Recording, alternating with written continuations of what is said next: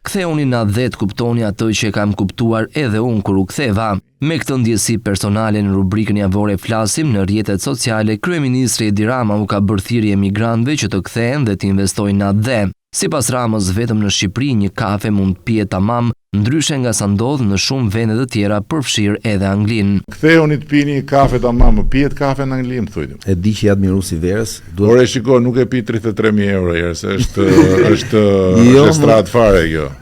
E para, e dyta e shijoj vetëm me miq, nuk pi verë që të pi verë, të ulën pi verë. Kur jam me miq, sidomos në rastet kur kam miq të huaj që vinë kështu, e shijoj, po krejt qetë domo. Në episodin e radhës së podcastit Flasim, kryeministri kishte të ftuar 4 personazhe, nga të cilët 2 ishin të huaj që jetonin në Shqipëri prej vitesh dhe 2 të tjerë shqiptar të emigruar në Britaninë e Madhe, por që tashmë janë kthyer dhe ushtrojnë profesionet e tyre në Shqipëri. Ata sollën secili për vojat e tyre personale dhe bazuar në këto shembuj, kreu i qeverisë ftoi të gjithë emigrantët të kthehen për të punuar në ADE.